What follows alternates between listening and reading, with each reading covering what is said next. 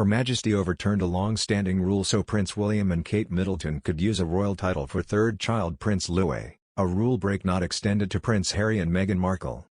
The Queen was forced to step in and overturn a long-standing rule so that the Duke and Duchess of Cambridge could change their Prince Louis name. The young prince is the third child of Prince William and Kate Middleton and was born on April 23, 2018, with the proud parents naming him Louis Arthur Charles.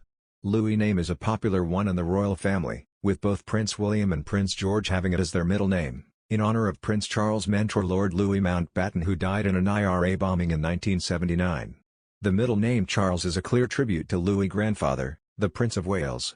Like his two older siblings, Prince George and Princess Charlotte, young Louis doesn't have a surname and is formally known as His Royal Highness Prince Louis of Cambridge. But the HRH title was far from certain thanks to an old standing rule put in place by King George V, the Mirror reported. In 1917, King George V decided that only those closest to the top line of succession would be automatically granted titles and that only sovereigns' children would automatically become a prince or princess. Any grandchildren born through the male line were also included, but great-grandchildren were not. The Queen overturned the rule, as she had done so for Prince George and all of Will and Kate's kid. Had the monarch not done so, Louis would likely have been Master Louis Cambridge or Master Louis Windsor instead. Although the long-reigning monarch extended this rule break to the Duke and Duchess of Cambridge, she did not offer it to Prince Harry and Meghan Markle's children. In an interview with Oprah Winfrey, Markle said, "They were saying they didn't want him to be a prince or princess, which would be different from protocol, and that he wasn't going to receive security." The royal family has been rallying around the Queen following the death of Prince Philip earlier this month. The Queen faced her 95th birthday without the Duke of Edinburgh yesterday, but the firm is thought to have formed a rota so that she would not be left alone during the tough period. The Duke and Duchess of Cambridge are among the members of the family supporting and visiting the Queen in her period of mourning. The Queen and her grandson Prince William have a very strong bond as she has been mentoring him since he was a child, with training sessions with tea and lunches, to prepare him for his role as king, starting when he was young. Prince William is second in the line of succession and has been advised on his duties by the Queen for years. OK. Reports that when William was boarding at Eton College as a teenager, he would disappear for hours every Sunday to visit his grandmother at Windsor Castle.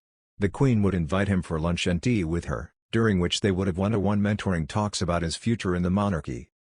Katie Nicholl, author of Kate, the Future Queen, said, "The Queen plays a very special dual role in William's life. She is his sovereign, but also a very loving grandmother who wants to prepare him for the future." William would also be given the opportunity to open up to his grandmother about the struggles he was facing as a schoolboy who would one day be king. The sessions were inspired by the Queen's own experiences with her father before she grew up to take the throne. Katie said, "He would have one-on-one time with his grandmother to talk about whatever was on his mind. She was there for him to unload on, but those sessions were also an opportunity for her to mentor and teach him, as her grandfather, George V, did with her. They became incredibly close, and as his respect for her grew he began to embrace his destiny. When he ascends to the throne, it's expected that William will be invested as the new Prince of Wales and Kate could get a title change to become Princess of Wales. In light of this, their visit to mark the Welsh patron saint's day in Wales takes on even greater significance. Just as Charles has focused on spending time in Wales, meeting local people and learning about Welsh businesses, the visit could be a sign William and Kate are also eager to learn more about the country as they prepare for their future roles.